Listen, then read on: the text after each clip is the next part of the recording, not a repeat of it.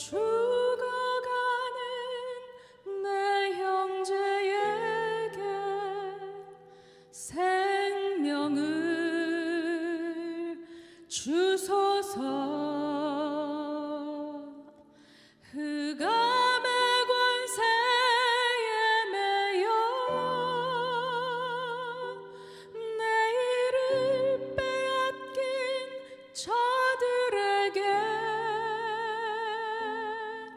저 소망 없는 텅 빈 가슴에 새 날을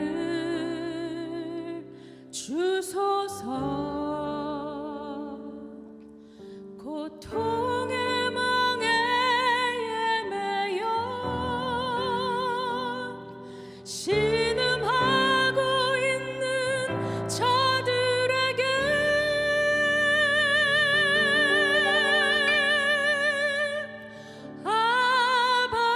아버지여 이 백성 다시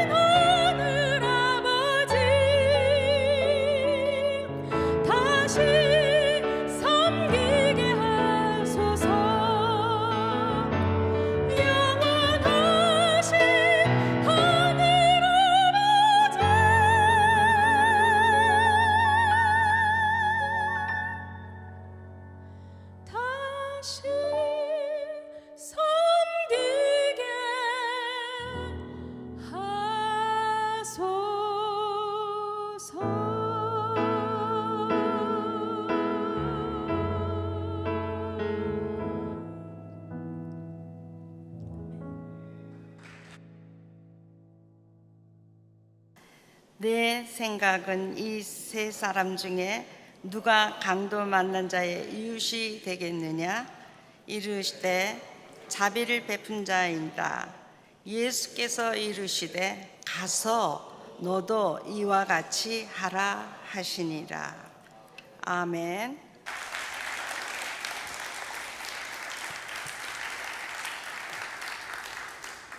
저희 교회 이름이 뭐죠? 형제교회입니다. 형제교회. 그래서 가끔 어디 이렇게 모임이나 집회를 가면 이렇게 웃으면서 묻는 분들이 계세요. 목사님, 거기에는 자매는 없습니까?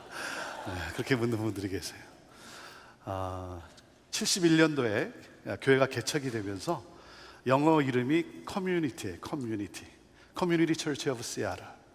이 커뮤니티, 함께 하나됨을 이루는 것, 이 커뮤니티를 한국말로 형제로 번역을 했어요. 그래서 시애틀 형제교회입니다.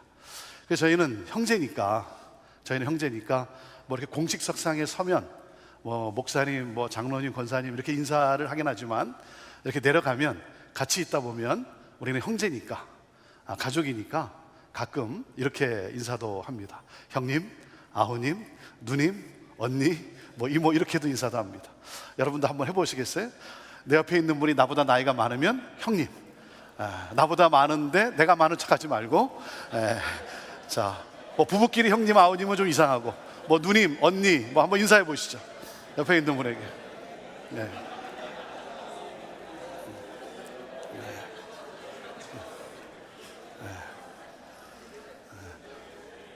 자, 형님, 아우님, 이제 한 가족이니까, 한 형제니까 마지막 한 번 더 인사를 하겠습니다. 한 가족이니까 하나님 나라 인사를 하겠어요. 우리 천국 인사를 하겠습니다. 하나님 나라 인사니까 좀 더 정중하게 마음을 모아서 옆에 있는 분들 한번 쫙 바라보시면서 마음을 담아서 자, 한번 인사하시죠. 필요한 것 갖다 쓰세요. 자, 인사해 보시죠. 필요한 것 갖다 쓰세요.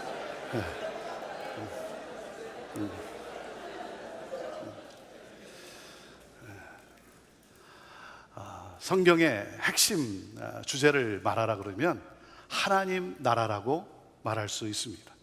예수님께서 사역을 시작하실 때 처음 선포하신 메시지가 무엇입니까? 때가 찼고 하나님 나라가 가까웠으니 회개하고 복음을 믿으라. 하나님 나라예요. 하나님 나라. 부활하신 예수님께서 승천하시기 전까지 40일 동안 계시면서 마지막 순간까지 제자들에게 가르치신 내용이 무엇입니까? 사도행전에 보면 하나님 나라예요. 하나님 나라. 예수님께서 제자들에게 기도를 가르쳐 주십니다. 너희는 이렇게 기도하라. 어떻게? 나라가 임하게 하옵소서. 주기도문의 핵심도 하나님 나라예요. 하나님 나라가 임하면 하나님 아버지의 이름이 거룩히 여김을 받게 될 것이고, 하나님 나라가 임하면 뜻이 하늘에서 이루어진 것 같이 이 땅에서도 이루어지게 될 것이고, 하나님 나라가 임하면 죄의 용서와 시험과 악의 문제는 물론 일용할 양식의 문제까지도 해결된다는 거예요. 그래서 마태복음 6장 33절에 예수님이 다시 한번 강조하신 거죠. 너희는 먼저 그의 나라와 그의 의를 구하라. 그리하면 이 모든 것을 너에게 더 하시리라. 하나님 나라예요. 하나님 나라. 여러분, 왜 오늘날 이 시대에 우리 교회가, 우리 기독교인들이 이 세상에 선한 영향력을 그렇게 끼치지 못하고 있습니까? 우리가 얼마나 열심히 기도합니까? 우리가 열심히 성경 공부하잖아요. 제자 훈련하잖아요. 우리가 열심히 기도하고 성경 공부하고 제자 훈련도 하지만 왜 우리가 이 세상에 선한 영향력을 끼치지 못하느냐? 그것은 여전히 하나님 나라가 아니라 내 나라를 구하고 있기 때문 아닌가 하는 거예요. 하나님 나라가 임한 사람은 하나님 나라의 삶을 살아가죠. 하나님 나라, 하나님이 다스리시는 나라, 하나님이 통치하시는 나라, 하나님의 가치관을 따라 살아가는 그 하나님 나라. 그래서 그리스도인들은 장차 임하게 될 그 하나님 나라, 그 하나님 나라를 소망하며 오늘 하나님 나라의 삶을 살아갑니다. 하나님의 통치를 따라 살아감으로 가정과 이 사회와 이 세상 가운데 하나님 나라를 이 땅 가운데 실현하는 삶을 살아가는 사람들이죠. 그래서 저희 형제교회 비전 스테이트먼트도 하나님 나라가 이 땅에 실현되는 예수 공동체를 이룬다. 이것이 저희 형제교회 비전 스테이트먼트입니다. 하나님 나라, 하나님 나라가 임한 삶. 즉 다시 말하면 세상 가치가 아니라 하늘의 가치를 따라 살아가는 새 마음을 가진 삶을 살아가는 것. 로마서 12장 2절에 보면 너희는 이 세대를 본받지 말고 오직 마음을 새롭게 함으로 변화를 받아 새 마음을 가지고 하나님의 선하시고 기뻐하시고 온전하신 뜻이 무엇인지 분별하도록 하라. 새 마음을 가진, 즉 다시 말하면 긍휼히 여기는 삶을 살아가는 삶을 말하는 것이죠. 오늘 우리 본문 말씀 읽어주셨는데 너무나 우리가 잘 아는 그 스토리죠. 사마리아인의 그 비유 말씀이죠. 스토리는 잘 아는 대로 어떻게 시작됩니까? 한 율법학자가 예수님을 시험하고자 질문을 합니다. 질문을 해요. 선생님, 제가 무엇을 해야 영생을 얻을 수 있습니까? 여러분, 인간이 물을 수 있는 가장 중요한 질문이죠. 어떻게 해야, 무엇을 해야 영생을 얻을 수 있는가? 이보다 더 중요한 질문이 어디 있겠어요? 예수님이 뭐라고 답을 합니까? 이 사람이 누구예요? 질문한 사람이 율법학자예요. 율법에 능통한 사람, 율법을 잘 지키는 사람. 그래서 너가 율법학자가 아니냐, 율법이 뭐라고 하느냐? 그가 대답을 합니다. 내 마음을 다하고 내 목숨을 다하고 내 힘을 다하고 내 뜻을 다해 주 너의 하나님을 사랑하고 내 이웃을 내 몸과 같이 사랑하라고 했습니다. 예수님이 대답을 하시죠. 내 대답이 옳다, 그대로 행하라, 그러면 살리라. 그러니까 이 사람이 자기가 옳다는 것을 보이고자 또다시 질문을 해요. 자, 그러면 내 이웃이 누구입니까? 누가 나의 도움이 필요한 이웃입니까? 이 율법학자는 자신이 영생을 얻었다는 것을 확인하기 위해서 지금 말하고 있는 것이죠. 내가 그동안 영생 얻을 일을 충분히 했고, 그리고 영생 얻을 일을 충분히 하고 있다라고 예수님에게 보이고자 질문을 한 거죠. 그러면 내 이웃이 누구입니까? 누가 나의 도움을 필요로 합니까? 그 질문에 그 율법학자에게 예수님이 바로 이 사마리아인의 비유를 말씀하시죠. 한 사람이 강도를 만나 죽게 되었다. 마침 그때 제사장과 레위인이 지나가게 되었다. 제사장과 레위인이 누구예요? 강도 만난 사람을 도와줄 종교인이죠. 얼마나 다행입니까? 제사장과 레위인이 지나가게 됐어요. 얼마나 다행이에요. 그런데 피하여 지나가는 거예요. 피하여 지나가는 거예요. 아니, 제사장이, 레위인이. 자, 그렇다면 제사장도 레위인도 그냥 피해서 지나갔다면 도대체 누가 이 강도 만난 사람을 도와줄 수 있겠는가 하는 거예요. 여기서 예수님은 사마리아인을 등장을 시켜요. 사마리아인을 등장을 시켜요. 그 사마리아인이 강도 만난 사람을 보고 그를 불쌍히 여겼어요. 긍휼히 여겼어요. 그리고 어떻게 합니까? 아무 조건 없이 자신의 모든 것을 쏟아부어요. 자신의 모든 것을 쏟아부어요. 사마리아인. 이 이야기를 듣는 율법학자는 아마 열받았을 거예요. 피가 솟구쳤을 거예요. 왜? 유대인은 사마리아인을 증오하잖아요. 수백 년에 걸쳐 원수로 여기는 이 멸시와 증오의 대상, 그 사마리아인. 그러니 율법학자가 얼마나 충격을 받고 놀랐겠습니까? 예수님이 이 사람에게 질문을 합니다. 이 세 사람 중에 누가 강도 만난 자의 이웃이라고 생각하냐? 자, 율법학자는 내가 도와줘야 할 이웃은 누구냐라고 질문을 했어요. 나의 도움이 필요한 이웃은 누구냐라고 질문을 했어요. 그런데 예수님은 그에게 이웃이란 무엇이냐라고 질문을 뒤집었어요. 이 세 사람 중에 강도 만난 자의 누가 이 강도 만난 자의 이웃이냐? 누가 이웃이에요? 사마리아인처럼 무조건적인 사랑을 베푸는 사람이죠. 그런데 율법학자가 어떻게 대답을 합니까? 긍휼을 베푼 자입니다. 사마리아인처럼 긍휼을 베푼 사람입니다라고 말하고 싶지 않았어요. 왜요? 그에게는 아직도 사마리아인을 증오하는 마음이 있기 때문인 것이죠. 우리가 너무나 잘 아는 이 비유 속에 단순히 도움이 필요한 사람을 도와줘야 한다는 그런 비유가 아니라 여기에 더 깊은, 더 분명한 내용이 있는 것이죠. 무슨 내용입니까? 새로운 마음을 가져야 한다는 거예요. 새 마음이 필요하다는 거예요. 율법학자인, 율법을 잘 지킨다라고 하는, 그래서 나는 영생을 얻었다라고 확신하는 그에게 예수님이 무엇을 보신 거예요? 너에게도 새 마음이 필요하다는 거죠. 하나님 나라를 소유한 사람, 하나님 나라가 임한 사람은 세상과는 다른 그 긍휼의 마음을 가지고 살아가는 사람이라는 거죠. 자, 그런데 사마리아인과 같은 긍휼을 베풀 수 있겠냐는 거예요. 누가 누가 사마리아인 같이 그렇게 할 수 있겠냐는 거예요. 누가 하나님을 전심으로 사랑하고 이웃을 내 몸과 같이 사랑할 수 있겠냐라고 하는 것이죠. 그렇게 할 수 있는 사람은 아무도 없다는 거예요.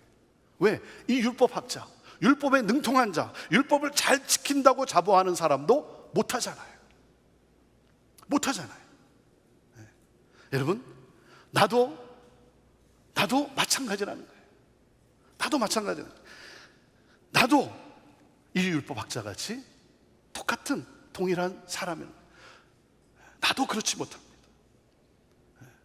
오늘 이 말씀을 통해서 우리는 다시 한번 나는 이렇게 부족한 사람이라는 사실을 우리는 고백할 수 있어야 되고 그것을 볼 수 있어야 되는 거죠. 그런데 간혹 아니면 많은 경우 나는 사마리아인 같이 그렇게 착하고 그렇게 좋은 일을, 선한 일을 베풀고 있다라고 나는 착각하고 있는 거죠. 때로는 자랑하고 있고. 그리스도인은 누구겠습니까? 우리는 누구겠어요? 여러분, 여기서 나오는 강도 만난 사람이 누구입니까? 강도에 만난 사람, 나 아닙니까? 나. 우리 아닙니까? 우리가 강도 만난 사람이잖아요. 죄로 말미암아 영원한 사망에 거할 수밖에 없는, 영원한 고통 속에 거할 수밖에 없는 그런 우리들, 관심의 대상이 아닌 우리들 아닙니까? 도움받을 만한 자격이 아무 자격도 없는 그러한 우리들, 강도 만난 그러한 우리들이잖아요. 죽어가던 사람, 그런 나를 예수님이 찾아오셨어요. 그것도 우연히 지나가다가 만난 것이 아니라 강도 만난 나를, 그래서 영원한 고통 속에 살아갈 수밖에 없는 나를 찾아오셨어요. 나를 살리기 위해서. 그래서 십자가에서 내 죄값을 다 치르시잖아요. 내가 받아야 될 하나님의 모든 진노를 다 대신 받으시고 피 한 방울 남기지 않으시고 다 쏟아 부으시고 우리 주 예수 그리스도의 국률하심으로 내가 살게 되었잖아요. 그 국률을 입은 우리들 아닙니까? 이것이 우리예요.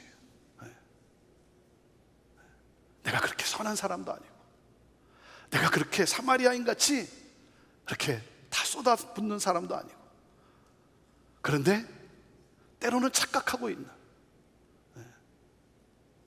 자기 자신을 자랑하고 있는 그러한 우리들의 모습. 하나님이 베푸신 그 긍휼하심을 기억하면서 그 긍휼에 너무 감사해서 갚을 길 없어서 그 사랑에 조금이나마 반응하고자 우리 또한 긍휼을 흘려보내는 그러한 우리들 아닌가 하는 거예요.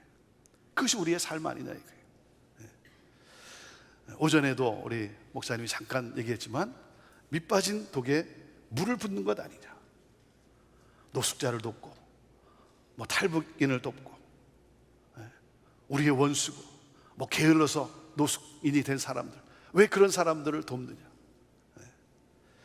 여러분, 밑빠진 독에 물을 붓는 것 아니냐, 그렇게들 말하죠. 그래요. 하지만 뭡니까? 그래도 물을 부어야 되는 것이죠. 믿는 도끼에 발등 찍힌다는 말도 있어요. 하지만 무엇입니까? 도끼에 발등이 찍히더라도 믿어야 하는 것이죠. 믿어야 하는 것. 왜? 내가 바로 그 하나님의 그 긍휼함을 받은 자이기 때문에. 우리가 그렇게 하지 않으면, 이 긍휼을 베풀지 않으면 어떻게 됩니까? 이 강도 만난 사람은 죽어요. 죽어요. 생명을 잃어요. 그래서 우리는 물을 부어야 되는 거예요. 믿어야 되는 거예요. 내가 그렇게 하지 않으면, 내가 이 복음을, 사랑을 전하지 않으면 이 사람은 영원한 생명을 얻지 못하기 때문에. 그래서 우리는 가야 하는 것이고 베풀어야 하는 것이고 섬기는 것이고 돌보는 것이죠. 너무나 안타까워서, 그 영혼이 너무나 안타까워서, 그 생명이 너무나 안타까워서. 여러분과 함께 이 말씀을 전하면서 저는 우리 교회 함께 신앙생활하고, 그리고 저희 교회가 선교사로 헌신해서 가겠다고 해서 파송한 한 부부를 소개를 합니다. 우리 조마크, 그 다음에 엄숙경이라고 하는 선교사 부부예요. 저희 교회에서 함께 신앙생활을 했고, 우리 조마크 선교사는 거의 2세, 한국말을 할 줄 모르는 거의 2세고, 우리 엄숙경 선교사는 1.5세. 조마크 선교사는 공무원이었고, 그리고 엄숙경 선교사는 치과 의사였어요. 소위 말하는 아메리칸 드림을 이룬 그러한 사람들, 그런 부부예요. 저희 형제교회에서 함께 신앙생활하다가, 그러다가 하나님의 은혜를 이렇게 체험하기 시작하면서 우리 조마크 선교사가 DTS를 하게 되었어요. 예수전도단의 DTS를 하고 난 다음에 그 아우리치로 북한을 다녀오게 되었어요. 북한을 다녀오면서 북한에 대한 그 안타까운 마음, 그 이세고 한국말도 못하고, 근데 북한을 다녀오면서 그 북한에 대한 안타까운 마음을 품기를 시작을 했어요. 그러면서 신학 공부도 하게 되고, 그러다가 어느 날 찾아왔어요. 이 부부가, 목사님, 저희가 동북아를 위해서 헌신하고자 합니다. 선교사로 나가겠다는 거예요. 선교사로 나가겠다. 조마크 선교사님은 공무원이기 때문에 뭐 저하고는 그렇게 별 상관이 없는데, 우리 엄숙경 선교사는 제 치과 의사예요. 저거 아주 굉장히 중요한 사람이에요. 이 사람은 가도 되는데, 이 사람은 가면 그럼 내가 또 어느 치과를 가는가? 그런데 가겠다는 거예요. 그래서 교회가 축복하고, 참 감사한 일이죠. 우리 형제교회에서 함께 신앙생활하던 분들이 또 하나님의 이런 콜링을 받고 나가는 가운데 이 부부가, 이 가정이 그렇게 헌신을 했어요. 그리고는 이제 동북아를 위해서, 그래서 북한 팀을 구성해서 북한에도 다녀오고 그들을 위해서 기도하고, 그러는 가운데 2014년도에 찾아왔어요. 왜 찾아왔냐면, 2014년도에 찾아와서 뭐라 그러냐면, 2018년 4월 말부터 4년 뒤죠. 2018년 4월 말부터 6월 초까지 40일 동안 하나님께서 40일 24시간 경배와 찬양을 받기를 원하신다는 거예요. 북한에 가장 가까운 곳으로 가서, 남한 땅에서 북한에 가장 가까운 곳으로 가서 거기서 40일 동안 24시간 하나님께서 경배와 찬양을 받기를 원하신다. 기도를 받기를 원하신다. 하나님이 그 마음을 주셨대. 2014년도에 와가지고 2018년 4월 말이라는 거예요. 그래서 제가 2018년 4월 말이 무슨 역사적인 무슨 뭐가 있나, 뭐가 매치되는 게 있나, 아무리 생각해보고 뭐 구글로 찾아봐도 뭐 그런 게 없어요. 그래서 제가 물어봤어요. 정말 하나님이 주신 건 맞냐? 하나님 주신 게 맞대요. 하나님 주신 게 맞다니까 뭐 제가 뭐라 그러겠어요? 그럼 하여튼 기도해보고 그러면 준비해보라고. 그래서 이 한국말도 못하는 이 마크 선교사가 남한으로 가가지고 인천에 내려서, 그 다음에 북한에 가장 가까운 곳 찾아간 곳이 어디냐면 파주를 갔어요. 파주를 가서 왔다 갔다 하다가 거기서 오살리 기도원을 만났어요. 그래서 오살리 기도원에 성전 500명이 들어가는 성전을 거기서 빌려가지고 2018년 4월 29일부터 40일 동안 그 예약을 하고 왔어요. 그래서 2018년이 점점 다가오는데, 여러분 2018년이 어떤 일이 있었는지 여러분 아십니까? 터지진 않았는데 2018년 1월이 들어가면서 미국이 북한을 공격하고자 하는 그러한 계획을 하고 있었어요. 그때 군대가 움직였어요. 우리 여기 타코마에 그 파병하는 군대가 있습니다. 그 군인들이 움직이기를 시작을 했어요. 2월 달에 이제 북한을 치기 위해서.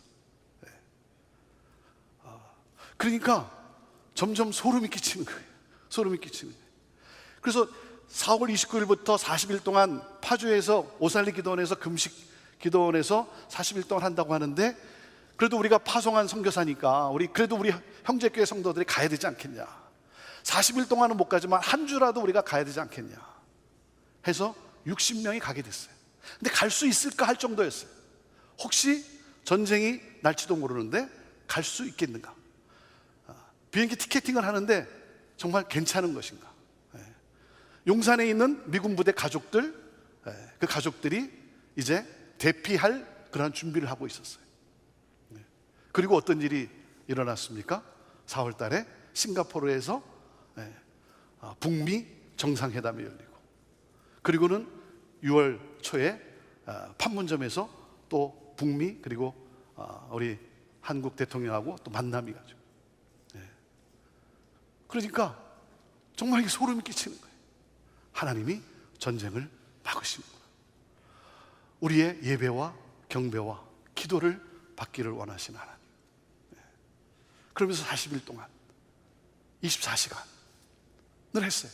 한국말도 못하는 이 2세 디아스포라 이 선교사가 가가지고, 그리고는 올해 2월 달에 제가 DTS 코나의 DTS 강의를 갔는데 저한테 그러는 거예요. 하나님이 한국 다음 세대 청년들에 대한 마음을 주셨대. 청년들이 떠나가고 너무 안타깝다는 거예요. 그러면서 잠실 그 올림픽 주 경기장을 이렇게 지나가는데 하나님이 여기서 내가 예배와 경배를 찬양을 받고 싶다. 그 다음 세대를 살리는, 다음 세대를 위한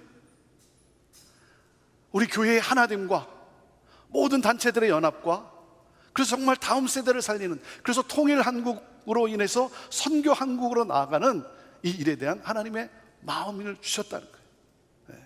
그게 올해 2월 달이에요. 2월 달. 근데 여러분, 그 잠실 올림픽 주경기장이 그게 한 7만 명 들어가는 곳 아닙니까? 그 제가 뭐라 그랬겠어요? 속으로는 이게 지금 무슨 소린가 하지만 뭐 그 마음을 주셨다니까 어떻게, 그럼 해보라고. 그랬더니 서울시에다가 이메일을 하나 보낸 거예요. 이만저만 해서 거기를 대여해서 하루 예배를 드리고 싶다고.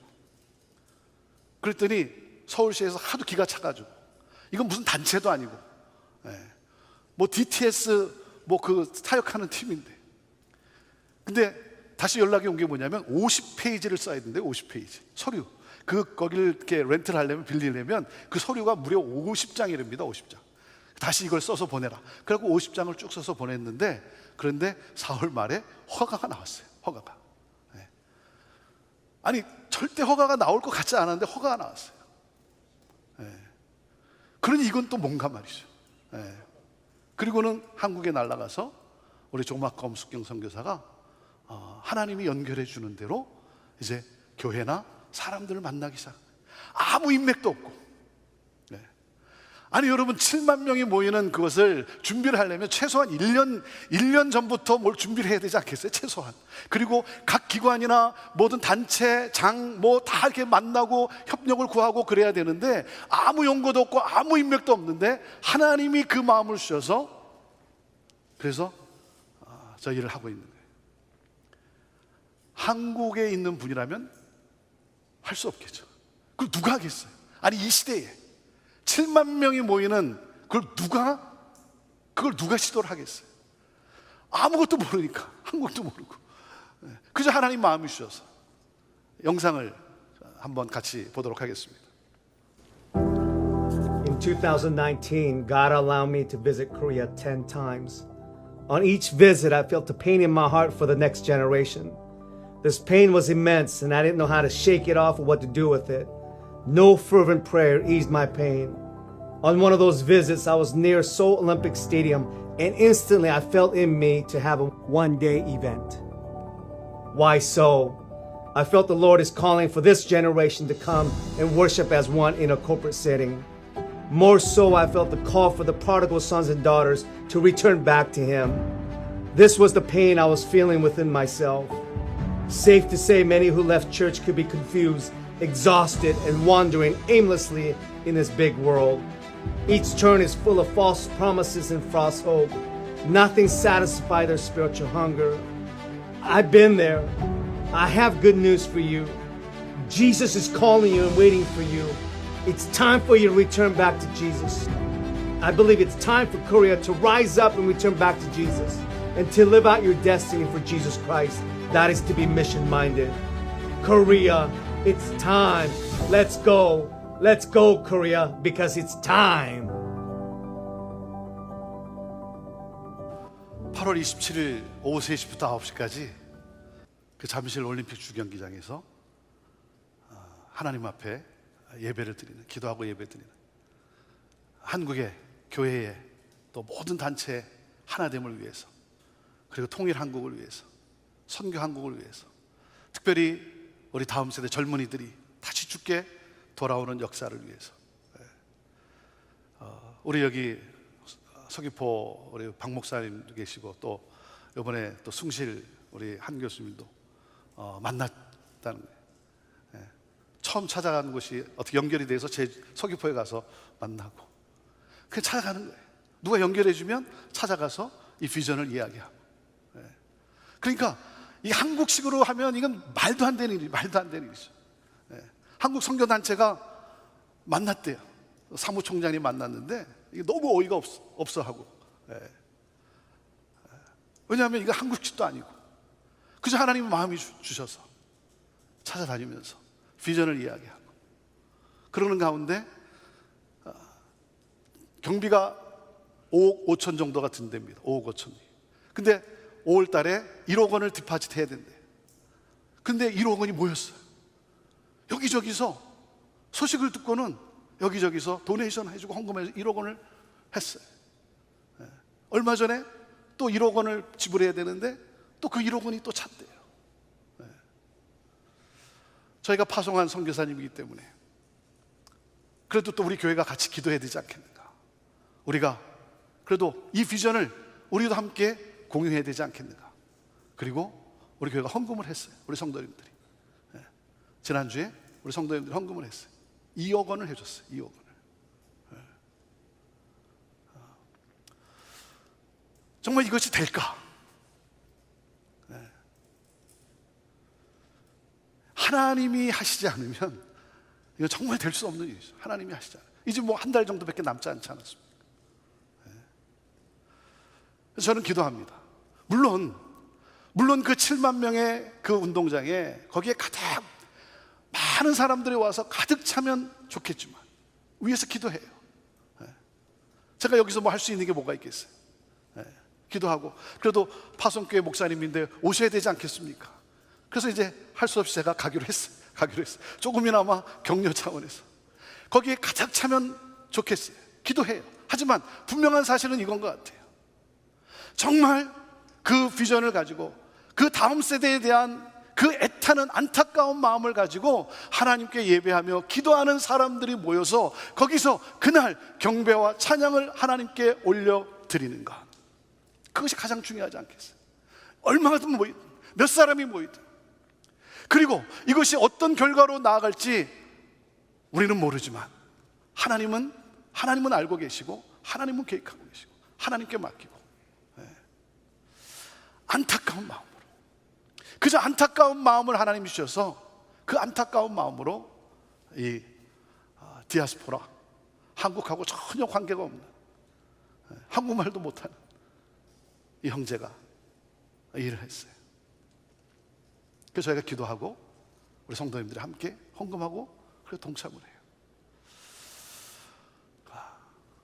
정말 이 일이 가능할까?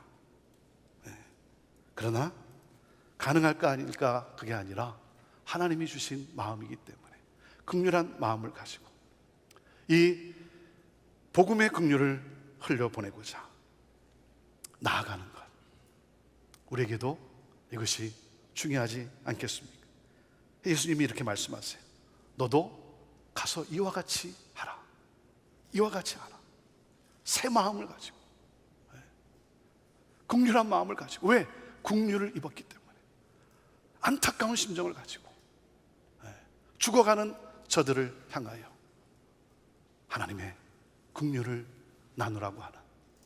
그래서 우리는 그 하나님의 마음, 하나님의 그 마음 때문에, 이 안타까운 마음 때문에 우리가 또 섬기고 있고, 오늘 또 여기 모이고 있고, 그리고 우리는 또 다시 하나님이 보내신 그 삶의 사역의 현장으로 우리가 또 나아가는 것 아니겠습니까?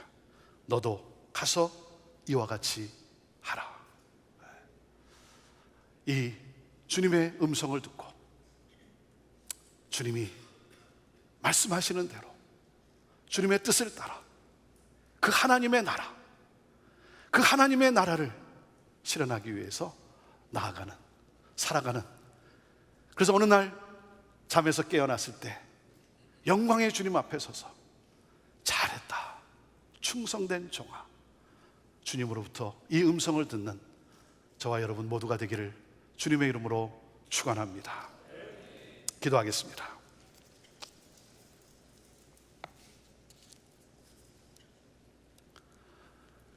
하나님, 내가 누구였습니까? 우리가 누구였습니까? 강도 만난 우리들, 무조건적인 사랑으로 우리를 살리기 위해서 다 쏟아부으셨던 우리 주 예수 그리스도. 하나님, 이 놀라운 국률함을 입은 우리들, 하나님, 그저 감사하며 감격하며 너도 가서 이와 같이 하라 말씀하시니 하나님, 그저 갑니다. 그저 갑니다. 우리가 할 수 있는 것, 하나님, 주님께 올려드립니다. 주님의 마음을 시원케 하고자 하나님, 주님 말씀에 순종해서 갑니다. 우리 사랑하는 우리 모든 믿음의 동역자들, 하나님, 늘 건강지켜 주시고 주께서 은혜를 더하시고 필요한 모든 것들 공급하셔서 하나님, 정말 우리 민족의 하나됨과 그러므로 더욱더 힘있게 주님 나라 확장을 향하여 나아가는 하나님, 선교의 삶을 살아가는 우리 민족이 되기 위해 하나님 나아가는, 그렇게 쓰임받는 우리 모두가 되게 하옵소서. 감사합니다. 찬양합니다. 하나님 영광 받으옵소서. 예수님의 이름으로 기도하옵나이다. 아멘. 저희 형제교회가 지난 9월달, 작년 9월달이 50주년이었습니다. 주빌리 희년이었습니다. 그래서 작년 9월 희년을 맞이해서 올 9월까지 한 해 동안 저희들이 희년을 좀 실천하는 또 그러한 한 해로 저희들이 또 저희들이 할 수 있는 또 섬김과 나눔을 하고 있는데, 이 기간 동안에 이 기간에 우리 또 주빌리 통일 구국기도회 그리고 또 여러 단체 여러분들을 또 섬길 수 있게 되어서 기쁨이었고 그리고 감사한 시간이었습니다. 특별히 멀리 한국에서 또 베를린에서 또 미국 또 한 나라이지만 타주에서 멀리서 오신 분들, 여러분들 정말 또 반가운 만남 속에 여기 오신 것을 잘 왔다 하고 돌아갈 수 있도록 그렇게 우리가 최선을 다해서 우리 성도님들이 그 마음으로 이렇게 섬겼고, 기뻐해 주시는 여러분들 때문에 또 감사했고 그리고 행복한 그러한 시간이었습니다. 이제 남은 일정 가운데도 여러분 좋은 또 그러한 추억의 시간들 여러분 또 만드시고 또 갖게 되기를 바라고, 어디에서든지 어느 곳에든지 주님이 맡겨주는 일들 저희들 충성스럽게 잘 감당하다가 또 기쁜 마음 가운데 또 하나님 허락하실 때 또 함께 만나서 또 기쁨을 또 나누도록 합니다. 자, 그러면 제가 폐회 선언을 해야 한다 그래서 섰습니다. 2022년 시애틀 한민족 통일 선교 서밋 폐회를 선언합니다. 우리 하나님께 영광의 박수 올려드리도록 합니다. 네.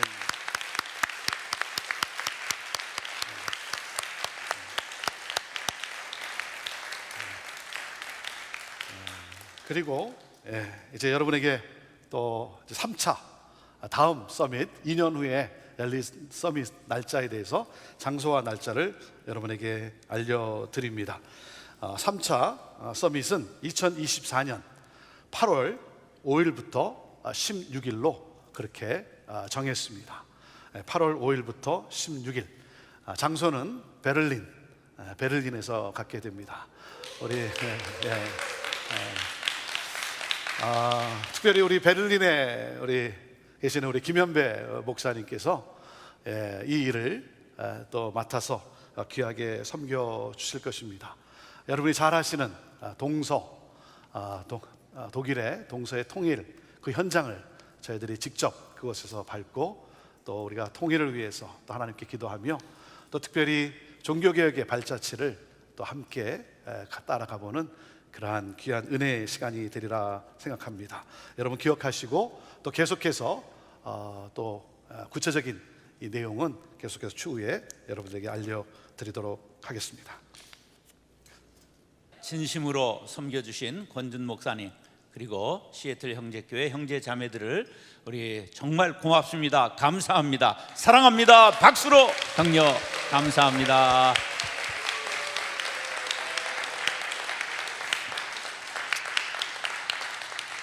한 번은 잘 섬길 수 있고 하루는 잘 섬길 수 있지만 3박 4일을 이렇게 잘 섬기는 것 하여간 양육당하고 사육당하고 가는 것 같은 그런 느낌을 가졌습니다.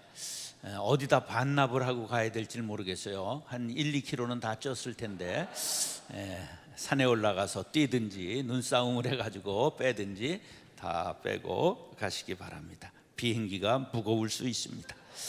기도하겠습니다. 지금은 우리 주 예수 그리스도의 은혜와 하나님 아버지의 그 크신 사랑과 성령의 교통하심이 2022년 시애틀 한민족 통일 선교 서밋에 참여하여 하나님의 자비하심을 깨닫고 북녘 동포들을 향하여 자비를 베풀리라, 통일 조국을 위하여 온몸을 바쳐 헌신하리라 다짐하며 복음 통일을 외치며 나아가는 주빌리언들과 시애틀 형제 교회 위에 지금으로부터 영원까지 함께 하옵시기를 간절히 축원하옵나이다. 아멘.